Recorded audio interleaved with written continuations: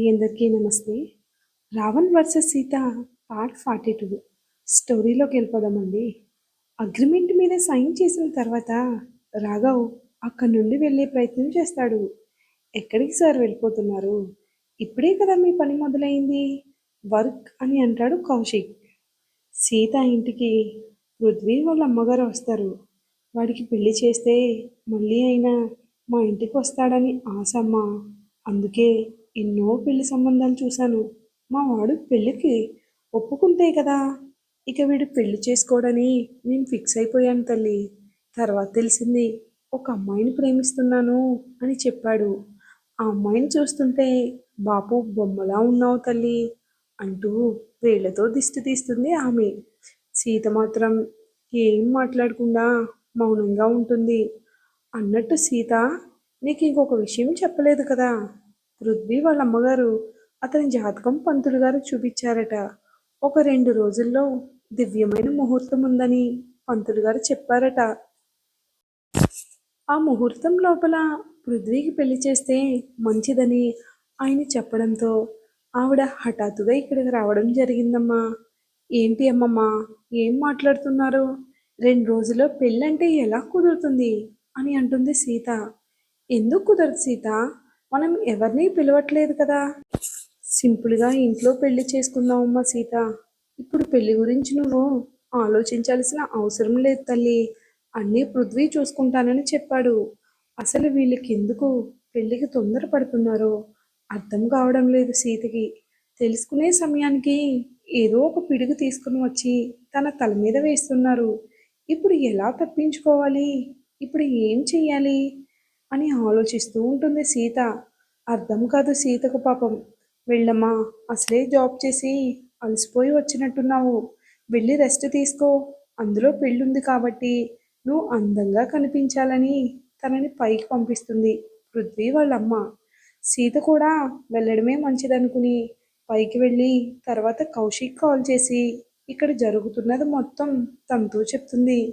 అన్నయ్య, మనం అనుకున్న టైం తొందర పడుతుంది కాబట్టి మీరు ఈ రోజు నుంచి రాఘవ్కి రావణ్ గారు ఎలా ఉంటారు, ఆయన వీడియోస్ అలాగే అతను ఎలా మాట్లాడతారు అవన్నీ నేర్పించే బాధ్యత మీదే అన్నయ్య అని చెప్తుంది సీత.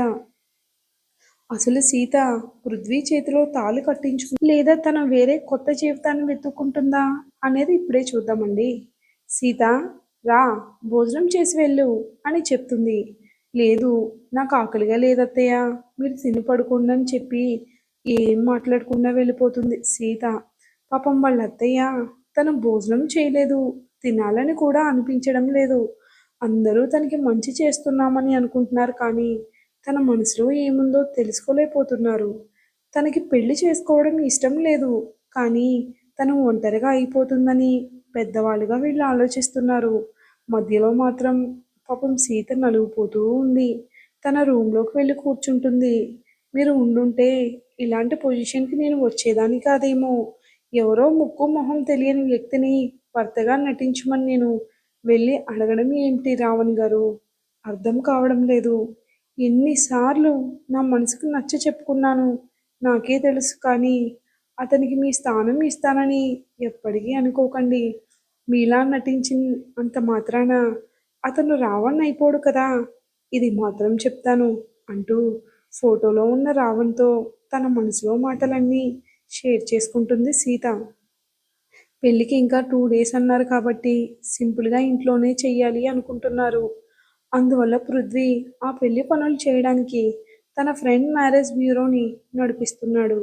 అలాగే ఇంటి ఫంక్షన్స్కి ఆర్డర్స్ అన్నీ పృథ్వీ తీసుకుంటున్నాడు. అతన్ని తీసుకుని వస్తాడు పృథ్వీ. వాళ్ళు పెళ్ళయ్యే వరకు ఏం కావాలో అన్నీ స్వయంగా చూసుకుంటారు ఆయన. మనం ఏ పని చేయవలసిన అవసరం లేదు నానమ్మ గారు. అలాగే తన కోసం శారీ డిజైన్స్ దగ్గర నుంచి తనకి వేసే జ్యువెలరీ వరకు మనం కష్టపడాల్సిన అవసరం లేదు అని చెప్తాడు. అయ్యో పృథ్వీ, ఈ ఒక్క విషయం మీకు చెప్పాలనుకుంటున్నాను.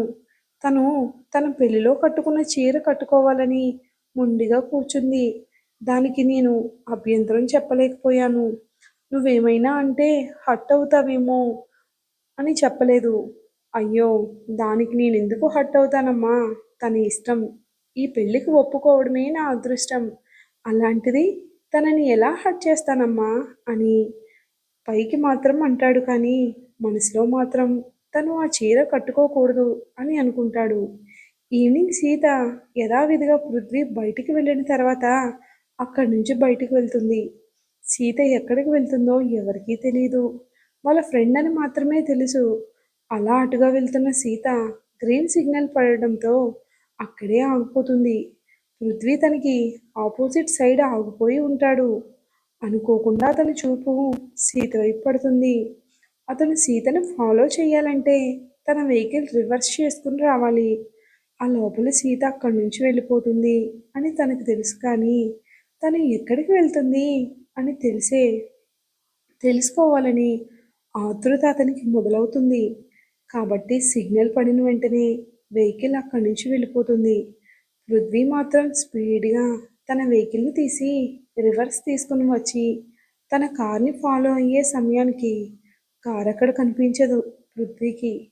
ఇటువైపు వెళ్ళిందో కూడా అర్థం కావడం లేదు. ఆ ట్రాఫిక్లో ఎక్కడని చూస్తాడు. ఇంట్లో పనులు పెట్టుకుని తను ఎక్కడికి వెళ్తుంది? అది కూడా ఈ టైంలో ఆఫీస్ కూడా ఉండదు కదా. అసలు ఏం జరుగుతుంది అని ఆలోచనలో పడ్డాడు పృథ్వీ.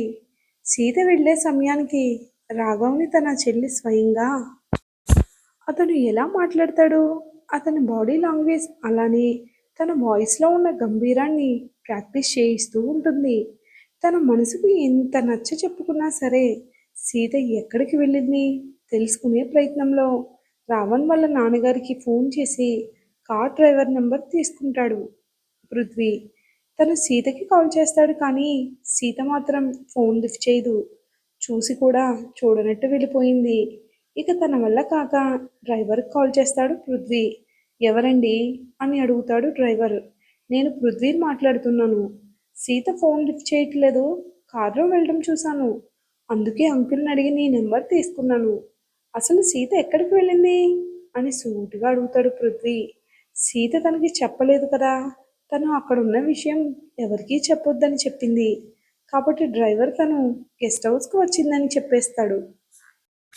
పృథ్వీలో అప్పుడే అనుమానం మొదలవుతుంది. తను గెస్ట్ హౌస్కి వచ్చింది అని చెప్పగా గెస్ట్ హౌస్కా? అక్కడేం పని? అక్కడేం చేస్తుంది తను? నాకు అవన్నీ తెలియదు సార్. నేను వెళ్ళి అమ్మగారిని డ్రాప్ చేశాను. మేడం ఫోన్ చేసిన తర్వాత వెళ్ళి మేడంని తీసుకుని వస్తాను. ఎప్పటి నుంచి వెళ్తున్నావు అని అడిగాడు. నిన్న మాత్రమే సార్ అని అతను చెప్పడంతో ఫోన్ కట్ చేస్తాడు. అక్కడ ఏదో జరుగుతుంది. సీత ఫోన్ లిఫ్ట్ చేయట్లేదంటే అర్థం సీత నాకు చెప్పకూడదు అనుకుంటుంది. అంటే ఏం చేస్తున్నారు, అసలు ఏం జరుగుతుందనే ఆరాటంతో గెస్ట్ హౌస్ వైపు పోనిస్తాడు తన వెహికల్ని. ఎంత కష్టపడుతున్నా సరే అతనిలో కొంచెం ఇంప్రూవ్మెంట్ కూడా కనిపించడం లేదు రాఘవ్కి. ఇలా చేస్తాడు అనే నమ్మకం సీతలో కలగడం లేదు. సీత మనం అనుకున్నట్టు చేయగలుగుతామో లేదో అని డౌట్ నాకు వస్తుందన్నయ్య. అందులో టైం కూడా లేదు. కేవలం 2 డేస్లో అతను నేర్చుకోగలుగుతాడని నువ్వు అనుకుంటున్నావా అని అడుగుతుంది. ఏమో అన్నయ్య, అర్థం కావడం లేదు. అత్తయ్య గారు నన్ను ఇంకా బయటికి కూడా పంపించరని అర్థమైంది. నేను ఈరోజు మాత్రమే రాగలుగుతాను, రేపు రాలేను. తర్వాత రోజు కాబట్టి పెళ్ళి కాబట్టి ఏం చెయ్యాలో అర్థం కావడం లేదని సీత పాపం ఏడుస్తుంది. కొంచెం జాలి కలుగుతుంది రాఘవ్కి. అప్పుడు రాఘవ్కి ఎందుకో కొంచెం ఫీలింగ్ కలుగుతుంది కాబట్టి వాళ్ళు చెప్పినట్టు చేయడానికి ప్రయత్నం చేస్తాడు. అప్పుడే కాలింగ్ బెల్ మోగుతుంది. కౌశిక్ డోర్ ఓపెన్ చేయడానికి వెళ్తాడు. కౌశిక్ వచ్చిన వ్యక్తి ఎవరో తెలుసా?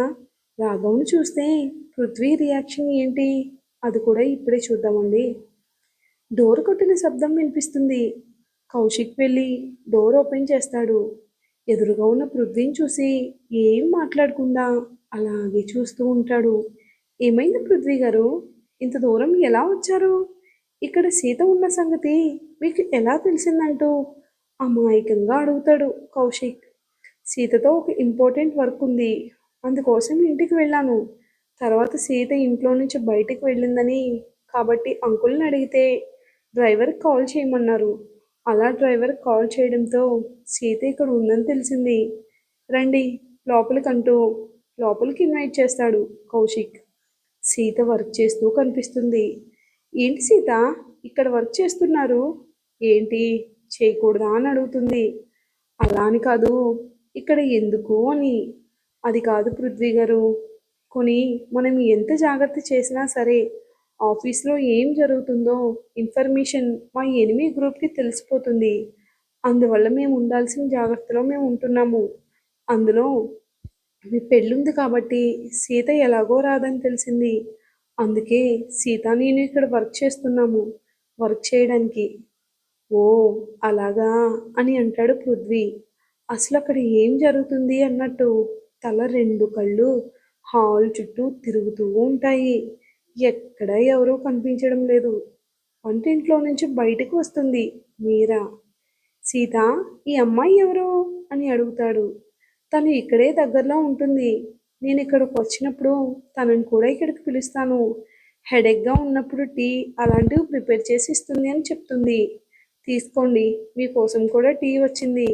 కాస్త రిలాక్స్ అవ్వండి పృథ్వీ గారు అంటూ సీత కూడా తనకి ఒత్తి మరీ చెప్తుంది. వాళ్ళు మాట్లాడే మాటల విధానం చూస్తూ ఉంటే సీత మీద అనుమానంతో అక్కడికి వరకు వచ్చాడన్న ఫీలింగ్ కలుగుతుంది పృథ్వీకి. మీకు నాదో ఏదో పని ఉంది అని చెప్పారు, అదేంటో చెప్పండి అని అడుగుతుంది సీత. లేదు సీత, నీకు ఇంత వర్క్ ఉందని నాకు తెలియదు కదా, అందుకోసం అనవసరంగా ఇక్కడ వరకు వచ్చాను.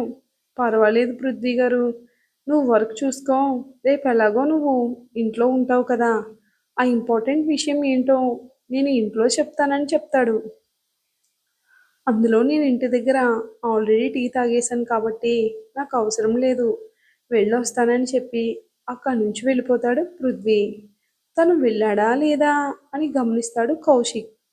సీత, నువ్వు చెప్పింది చూస్తే నిజం అనిపిస్తుంది. తను అనుమానంతోనే ఇంత దూరం వచ్చాడు. తనకి మన గెస్ట్ హౌస్ కూడా తెలియదు.